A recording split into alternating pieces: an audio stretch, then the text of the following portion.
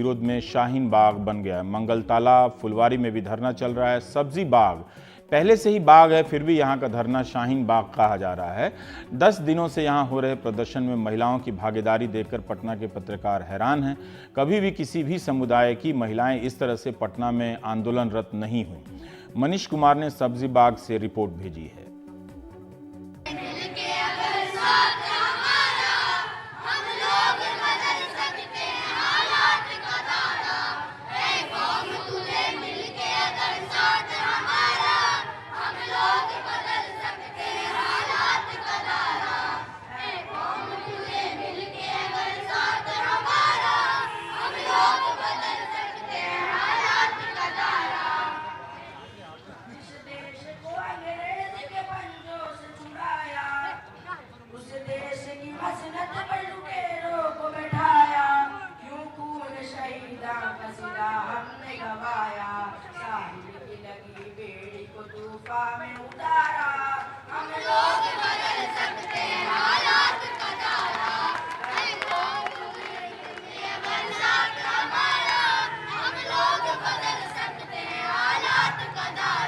हम फिलहाल पटना के सब्जी बाग में हैं। ये सब्जी बाग के इलाके में पिछले करीब एक हफ्ते से अधिक से यहाँ पर भी नए नागरिक कानून और एनपीआर एनआरसी के खिलाफ में धरना प्रदर्शन चल रहा है। शाम का समय है। हमारे साथ यहाँ पर आप देख सकते हैं कि ये सड़क को यहाँ भी ब्लॉक करके ही लोग बैठे हुए हैं। हम कुछ लोगों से बात करते हैं।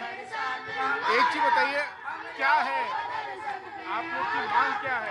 एनआरसी तो नहीं हो रहा है। एनआरसी नहीं हो रहा है, ये फैसला बदल पे मतलब रोज रोज कुछ ना कुछ बदल रहा है। ये चीज आखिर हम लोग इस देश के नागरिक हैं, ये कहने से तो बदल नहीं ना जाएगा कि हम लोग इस देश के नागरिक हैं या नहीं है। आपके कहने से मोदी जी ऐसा थोड़ी ना कि हम लोग देश छोड़ देंगे। लेकिन दिक्कत क्या है? कोई एनआरसी तो हो नहीं रहा है।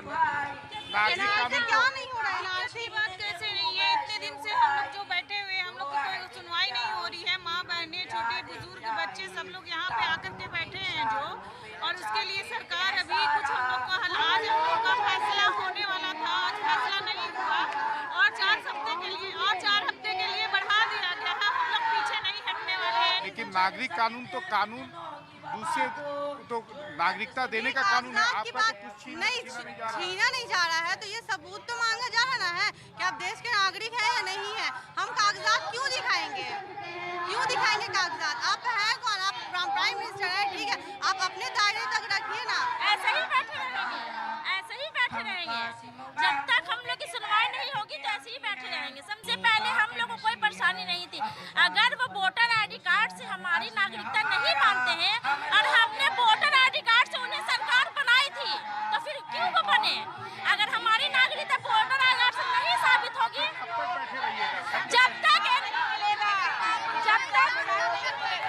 और ये मासूम बच्चे को देखिए, इसके भी हालात क्या सरकार आज जो वक्त दिया है ना, 4 हफ्ता वक्त दिया है, चाहे 1 साल दे 5 साल दे, यहाँ पे बैठे रहेंगे और यहाँ के पूरे हिंदुस्तान से नागरिक अपने हक की लड़ाई के लिए लड़ेंगे। कहते पाकिस्तान से लोग को यहाँ बुलाएंगे, जब यहाँ के लोग को रोजी नहीं है, खाने के लिए कुछ नहीं है। वो बोले थे कि 2 लाख को देगी नौकरी, इसको नौकरी भी नहीं दिया, खाने का यहाँ कोई सुविधा नहीं है। तो ये यहाँ के लोग हैं जिनका कहना है कि जब तक नए नागरिक कानून को वापस नहीं लिया जाएगा, तब तक वो लोग ऐसे ही धरने पे बैठे रहेंगे। इसके बारे में कुछ कहा नहीं जा सकता कि हम कितने दिन बैठेंगे, लेकिन इंशाअल्लाह रहमान जब तक इंसाफ नहीं मिलेगा तब तक हम लोग धरने पे बैठेंगे। क्योंकि ये इंसाफ सिर्फ ये हमारा पर्सनल नहीं है। इन्होंने बाबरी मस्जिद को लेके किया तमाशा, हमने कुछ नहीं जवाब दिया। इन्होंने और सारे मसलों पे मुश्किलात पैदा किए, हमने कुछ नहीं बोला।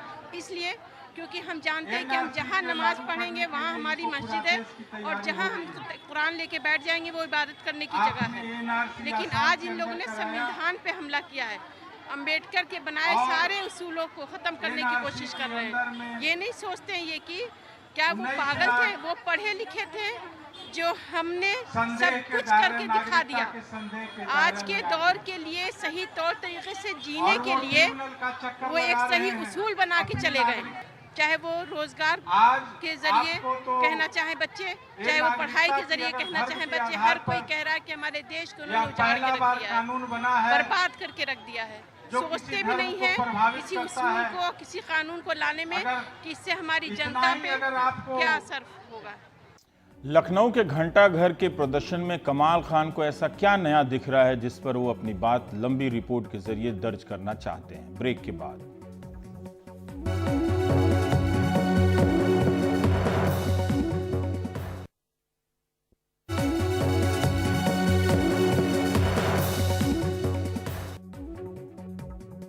दिल्ली के शाहीन बाग की तर्ज पर पुराने लखनऊ के हेरिटेज जोन में बने घंटा घर पर महिलाओं का धरना कई दिनों से जारी है।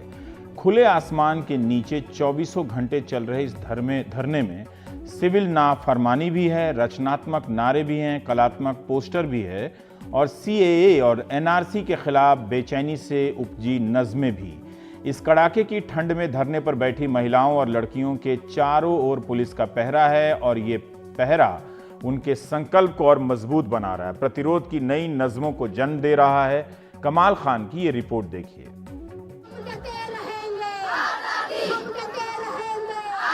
काविश अजीज प्रोफेशनल फोटोग्राफर हैं। स्ट्रीट फोटोग्राफी का शौक है। यहाँ ही हर औरत का हर एहसास तस्वीरों में कैद कर लेना चाहती हैं।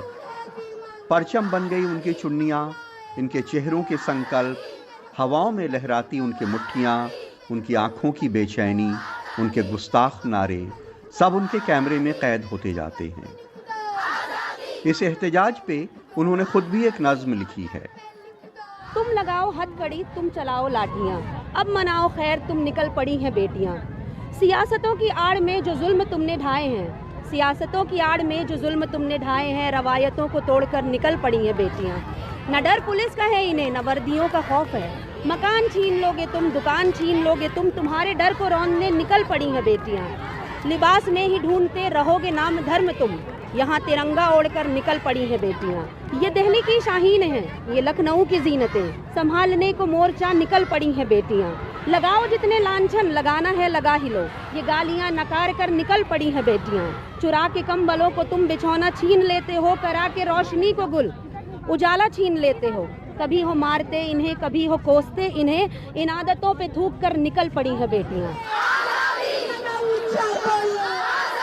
लखनऊ के तारीखी घंटाघर के इर्द गिर्द ये भी एक तारीख लिख रही हैं। फिजाओं में गूंजते नारे हैं, दिलों में अंदेशे, आंखों में बेचैनी और लबों पे सुलगते सवाल ही सवाल।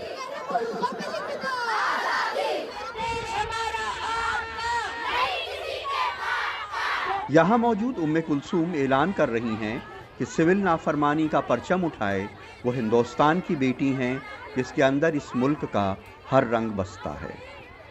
मैं हिंदुस्तान की बेटी हूँ, माथे पर बिंदी लगाती हूँ, अजान पे सर ढक लेती हूँ। मैं हिंदुस्तान की बेटी हूँ, हर रंग में मैं मिलती हूँ। यूपी बिहार में साड़ी, पंजाब में सूट पहनती हूँ। मैं हिंदुस्तान की बेटी हूँ, हर रंग में मैं मिलती हूँ। दरगाह में हाथ फैलाती हूँ, मंदिर में हाथ जोड़ती हूँ। भंडारे में मैंने सब्ज़ी खाई है, लंगर में दाल मखनी पनीर खाई और खिलाई है। सबीलों से शरबत भी मैं पीती हूँ, गुरुद्वारे में सेवा करके सवाब में कमाती हूँ। मैं हिंदुस्तान की बेटी हूँ, हर रंग में मैं मिलती हूँ। रमज़ान में मैंने रखे रोज़े और प्यार में करवा चौथ का व्रत भी रख लेती हूँ। मैं हिंदुस्तान की बेटी हूँ, हर रंग में मैं मिलती हूँ। संस्कृत स्कूल में पढ़ी उर्दू की शायरी सुनती हूँ, कबीर के दोहे और प्रेमचंद की कहानियाँ, फैज़ के शेर पढ़ती हूँ। मैं हिंदुस्तान की बेटी हूँ, हर रंग में मैं मिलती हूँ। गायत्री मंत्र याद है मुझे, मिलाद में नात पढ़ती हूँ और गुरुबानी सुन के सुकून मिलता है। नमाज में सिजदा, गुरुद्वारे में मत्था टेकती हूँ। मैं हिंदुस्तान की बेटी हूँ, हर रंग में मैं मिलती हूँ।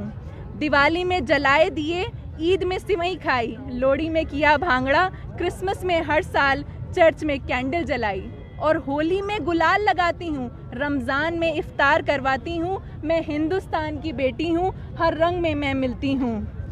मैं बड़ों के पैर छूती, झुककर सलाम करती हूँ। मैं जामिया की चंदा यादव भी हूँ, JNU की शैला राशिद भी हूँ। मैं लदीदा भी हूँ, सदफ जाफ़र भी हूँ, स्वरा भास्कर भी हूँ और हमारी एकता को भारत माँ ने पल्लू में बांधा है, हिजाब सा सर पे बिठाया है तुम कितना सारी खींचोगे। मैं आदम हवा की औलाद हूँ, द्रौपदी सा तेज रखती हूँ। मैं हिंदुस्तान की बेटी हूँ, हर रंग में मैं मिलती हूँ। रवायत के हिजाब में कैद उनके जिस्म हैं, लेकिन आज़ादी तलाशती रूह, जो भेदभाव से, फ़िरका परस्ती से, मर्दाना सोच से आज़ादी चाहती है। इन इलाकों में इनके लिए घरों के दरवाजे खुले तो खुलते ही गए, और वे हर गली से निकली, हर घर से निकली, दहलीज लांघी तो सीधे मैदान में उतरी, और जब मैदान में आई तो उनके अंदर की सारी बेचैनी बाहर आ गई, कहीं नारों की शक्ल में तो कहीं नज़मों की मानंद। ये वक्त नहीं है सोने का, ये वक्त है आगे बढ़ने का। अब मिलके कदम उठाना है, लुटेरों से मुल्क बचाना है। हम मुल्क बचाने निकले हैं, आओ हमारे साथ चलो। हम मुल्क बचाने निकले हैं, आओ हमारे साथ चलो। ये क्या हुआ जो इतनी पर्दानशीन औरतें सड़कों पे आ गईं? सदियों की घुटन, मर्दों की मर्दानगी, कमतर होने का एहसास, ये सब तो हमेशा से सहती थीं। जब सियासत ने उनकी वतन से वफादारी का हिसाब मांगा तो वो बेचैन होकर बाहर निकली। वतन के नाम मुद्दत से हमारी जान लिखी है, वफादारी के कागज़ पर यही पहचान लिखी है। हमें गद्दार कहते हो, ज़रा औराक तो पलटो, हमारे खून से तारीख़ हिंदुस्तान लिखी है।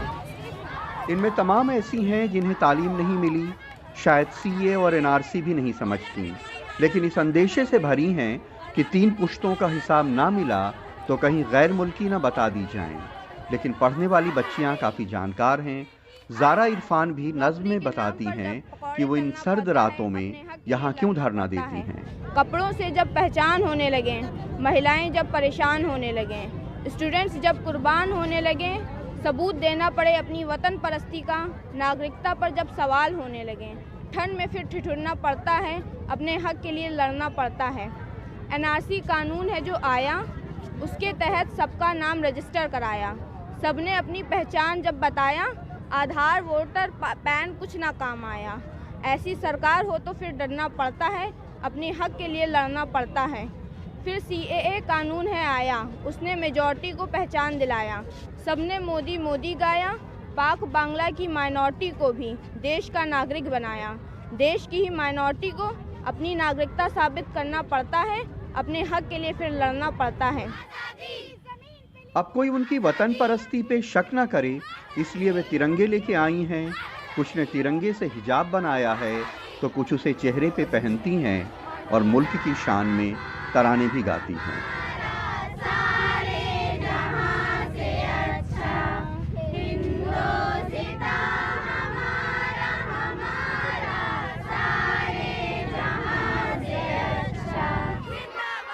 करीब 70 बरस पहले कैफी आज़मी ने एक नज़्म लिखी थी, औरत, जिसमें वो कहते हैं कि उठ मेरी जान, मेरे साथ ही चलना है तुझे, जिसमें जलता हूँ उसी आग में जलना है तुझे।